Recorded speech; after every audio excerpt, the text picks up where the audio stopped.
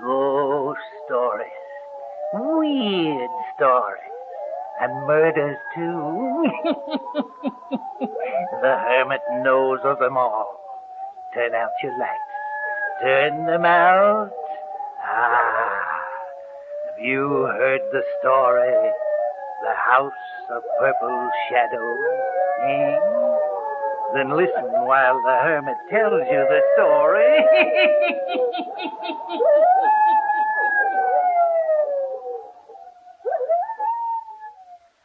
Yesterday we weren't so alarmed. When he didn't come to the office this morning, then we concluded something must be wrong. He's here in the house. We'll find out in a minute, Benson. It's dark in this hallway, Mr. Lamont. Must be a light switch here somewhere. Oh, yes, here it is. Oh, there, that's better. Hasn't been sleeping here at his house for over a year. No, but they said at the club that he wasn't there yesterday. Hadn't slept in his room there last night. Well, in that case, he may be here. That's what I'm afraid of. Maybe he had a stroke or something and wasn't able to get to a phone. We'll look upstairs first. Yes, I think we'd better. Here's the stairway. It's queer, isn't it? If he came here in the evening, wouldn't he have left some lights on? That's what I was thinking. It's gloomy in this house.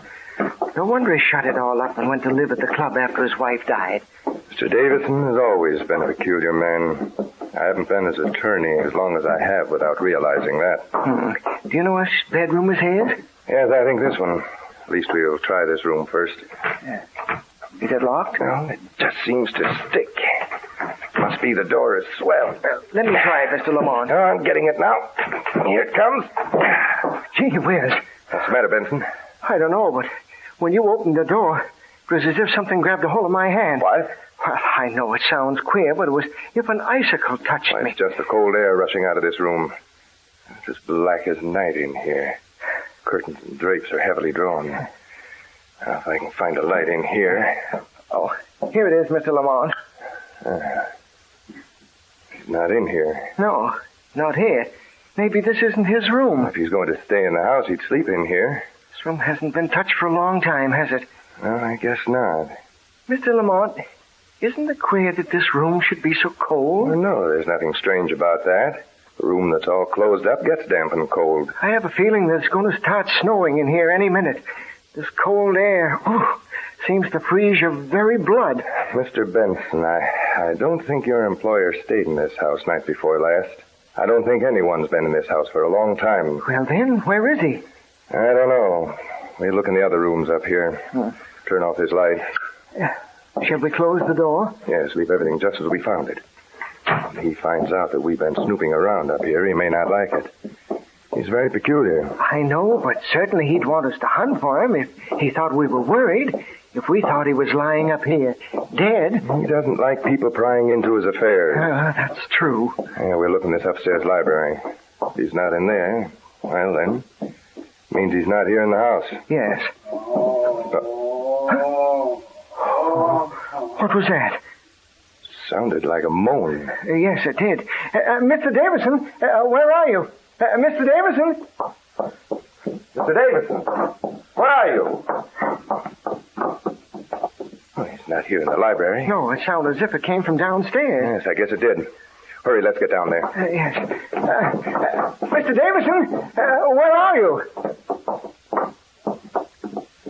And he's not here in the living room. No, but we heard a moan from somewhere. Sounded like it. Mr. Lamont, look. Look, do you see what I'm pointing at? Where? That book on the table. It moved. It moved all by itself. What? It did. I saw it. I saw it. It moved from one side of the table to the other. Nonsense. That's impossible. My eyes aren't playing me tricks that badly. I saw it move. Come over here. Look. You see where it's been lying? Imprint in the dust. Yes. Now it's over here. Oh, wait a minute. This is getting a little too deep for me. Oh, Benson, what's the matter now? I felt that touch on my hand again. I did.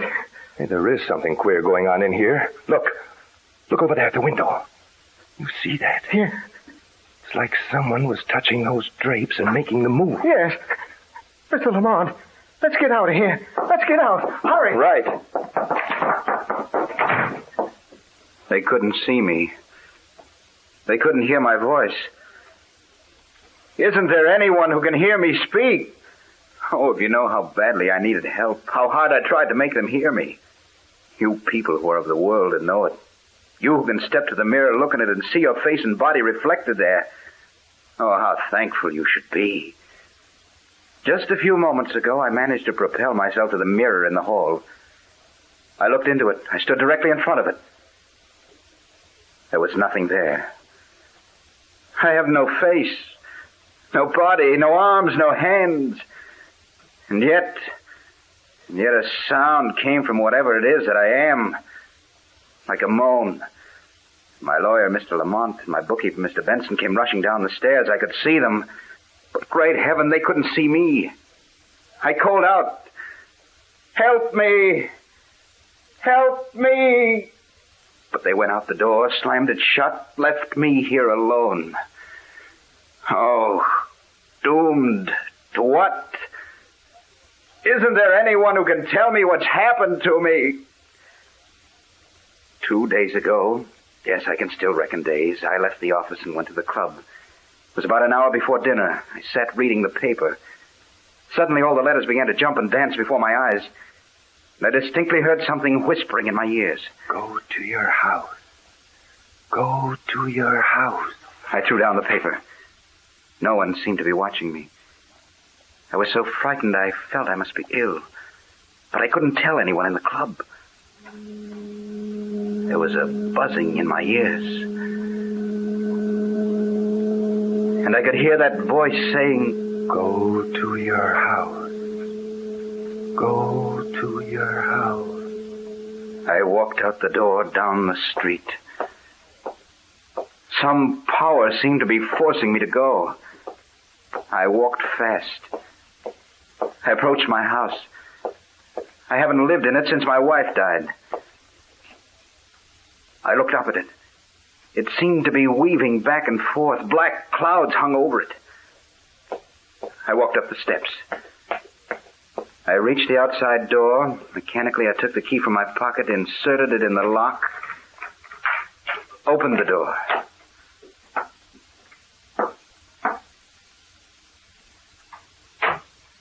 I stood inside.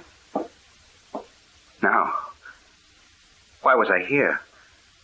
Why had I come to the house? I didn't know. I walked into the living room. Suddenly, I felt a great rush of cold wind. It engulfed me, whirled round me, seemed to be wrapping itself about me. Help! Help! What is it? Help! Help! My body is freezing. My blood has turned to ice. Help! Help! Help! I can't move! I can't move!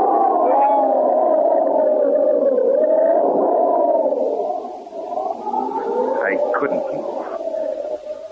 The room seemed to be bathed in a purple twilight. It was then that I realized that I no longer had a physical body. I seemed to see everything in the room but myself. Look down at your hand and arm. Realize what it would mean to have the feeling of it, but not be able to see it. Can you imagine such torture? I can make things move, but I can't see the hand that moves them.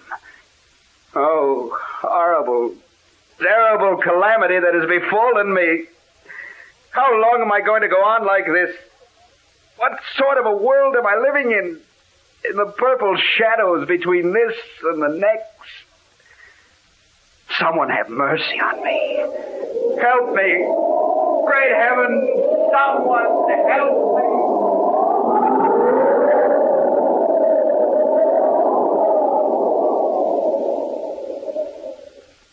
Mr. Benson. Yes, Mr. Lamont. Before we go into the next room to talk to Mr. Davison's niece, I think there are a few things we should settle between us. Yes, sir. Yesterday ended a year since the disappearance of Mr. Davison. There's no doubt about it. He's dead. He must be, sir. He was kidnapped, which I'm inclined to think happened. kidnappers must have gotten frightened and killed him. There were no ransom notes received. No, because they became frightened after they killed him. But his body... Don't know what they did with it. It's possible that though we dragged the river, it's still there. We've gone all over that before. That isn't what I want to talk to you about. It's his house. Yes. Police have been through it dozens of times since the day last year when you and I went through it. I know they have. If they saw or heard anything peculiar, they failed to mention it, as far as you and I are concerned. I've never mentioned what happened to a soul. Nor I. Been so long now, I wonder if it could have been true. I often think the same thing. According to Mr. Davison's will, the house and part of his estate is to be deeded to his niece, Loretta Hathaway. She and her husband are in the next room. I think it best, Mr. Benson, that we never tell her what occurred to us that day. I agree. She and her husband are not wealthy. Money in the house would be very welcome to them. We shouldn't spoil it for them. No. All right. We'll go inside now and read the will to them. Mr. Hathaway will take over Mr. Davison's business. Think you find him a nice man to work for. Come. Let's go inside. Dan, you think you're going to like it here in this house? It almost seems to be too grand for us. I know it. Weren't you surprised to find out that Uncle Jim had willed us so much? Business, half his money, and this house? Well, rather. But then, of course, there was no one else for him to leave it to. I know. Dan, have you ever thought he might have committed suicide? No. I never thought that. Mother said he wasn't always as peculiar as he was during his last years. What do you mean? Well, I remember her saying that it was after he built this house and he and Aunt Mary moved into it that he began to change. You know, there's something about this place that would make anybody change. Now, what do you mean? What I mean, Loretta, is that... it's so blamed cold in here. The house has been shut up for over 3 years, Dan. I know, but it's warm outside. This house is like an icebox, and we've had the windows open all day. It'll get thawed out in a few days. I hope so. I suppose we better retire. You take charge of the office tomorrow, don't you? Yes. Poor Uncle Jim. I still keep thinking that he may have committed suicide. I've often wondered if they went through his desk and things to see if he left any notes. Oh, yes, they've gone through his things dozens of times. Dan? Yes? It was 3 years ago that Aunt Mary died, wasn't it? Oh, about that. She took an overdose of sleeping powder by mistake. Then 6 months after that, Mother died. Then Uncle Jim disappeared. A lot of tragedy in one family in a few years, isn't it? I wouldn't dwell on that, Loretta. What are you doing? I just thought I'd go through his desk to see if I could find anything that no one else has discovered. I wouldn't look through those things tonight. Let's go upstairs. I will in a minute. Dan, come here. What is it? Look at this. Look at this writing. Well, what is it? That's what I'm asking you. Just purple marks on a piece of paper. I know, but what peculiar marks. Like they were made with a fingernail and written in some foreign language. What do you suppose it is? I haven't any idea. It's probably been there for ages. If it had any significance, the police would have used it. I know, but it's lying right here on top of all these papers.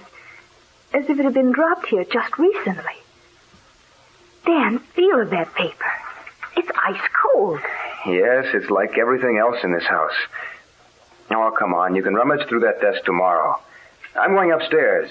Do you realize it's nearly midnight? Dan! For heaven's sakes, what is it? Look. See that window blind? Look at it. Why, it's moving. Yes. Look at it.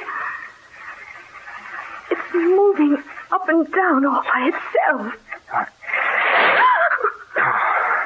Oh, I see what it is, Loretta. There's something the matter with the roller. You've seen that happen to window curtains before. They fly way up to the top or way down to the bottom of the window when the roller's broken. But, Dan, it was just as if some unseen hand moved that window curtain. That's what it was like. Some unseen hand moved that curtain.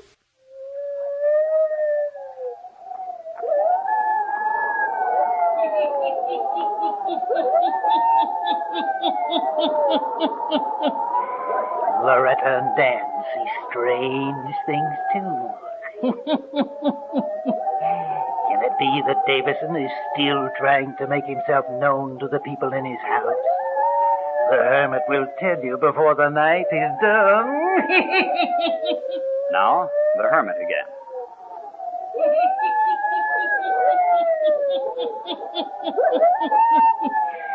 Midnight in the house. Loretta and Dan are sleeping, but not... Well, listen.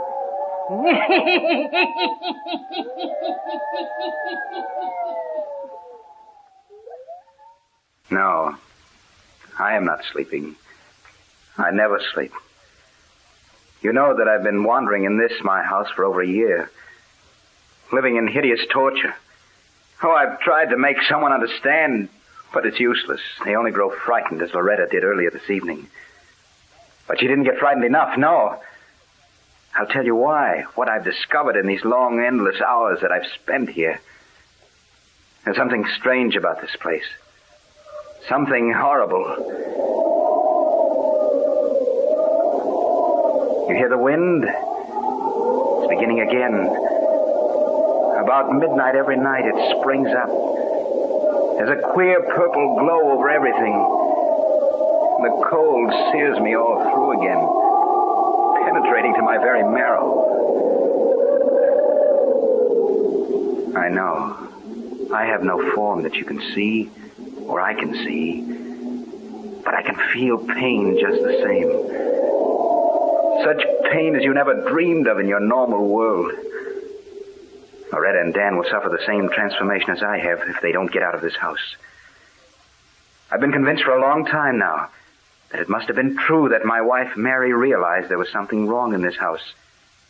That's why she took the sleeping powders that night. She took her own life through fear. But why didn't she warn me so that I could die? For as it is now, I may go on suffering like this for ages and centuries.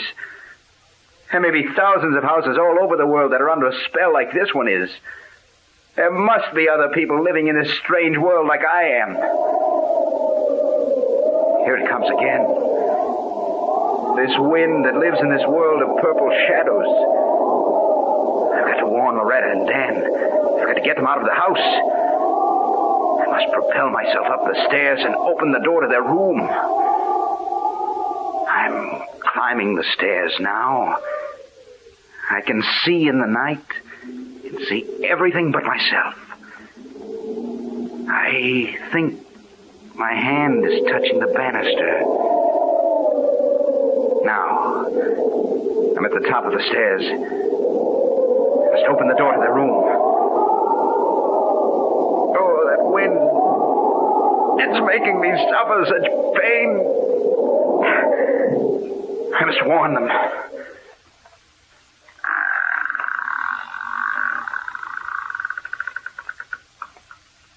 Loretta. She doesn't hear me. Loretta, you must get out of here. Loretta. Oh. She's turning in her sleep. What is it? Dan, wake up. Wake up. What? Wake up, Dan. What'd you say? Wake up. Look, there's a strange light in this room. And where's the wind coming from? Loretta, get out. Get out of this house. It's going to be too late. There is a strange light in here. Turn up the night lamp. It doesn't seem to make any difference. The light is getting stronger and stronger.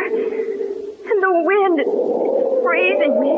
Freezing my blood. Loretta, I feel it too.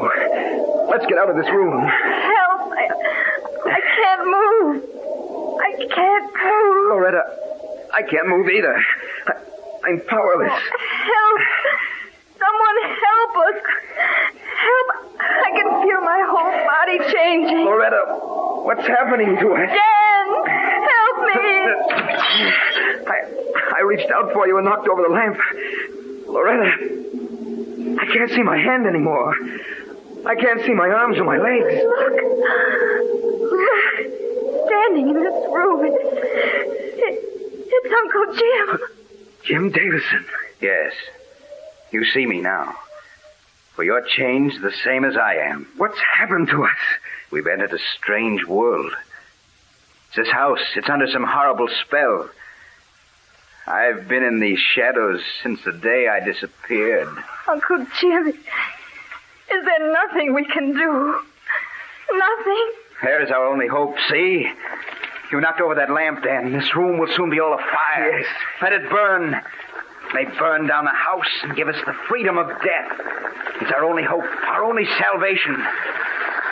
Death, give us freedom. Let us get out of this torture. Have mercy. Save us. Have mercy. Save us.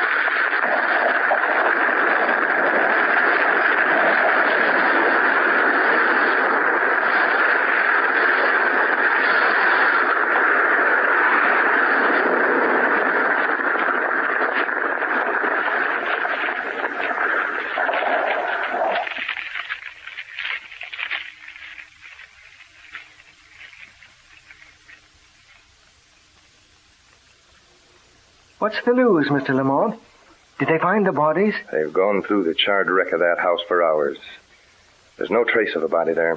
Well, you think they got out before the house burned? Then where are they? Benson, I don't think they got out. But they didn't find their bodies, Mr. Lamont. They didn't find them, but no one will ever hear of them again. What do you mean? It's difficult to explain to anyone but you, because you and I know there was something strange about that place. Yes. I was with the firemen when we went through the wreckage. It was their bedroom. There was nothing there. But Benson, as we were going through it, smoke, of course, was smoldering there, but a huge purple flame sprung up and seemed to lose itself in the atmosphere. It startled me. I stepped back. Firemen thought I'd found something. Of course, I couldn't explain to them. I don't know that I can explain to you. But it was as if something registered in my mind, and a voice said to me, "You'll never find their bodies. They're gone. Gone forever."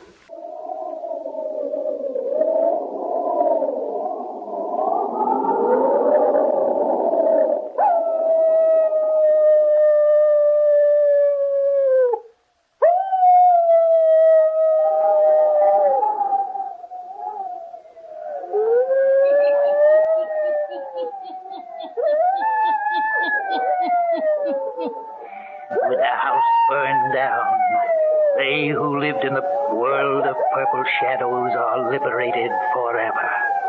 They're free, no longer tortured. Turn on your lights. Turn them on. I'll be back. Pleasant dreams.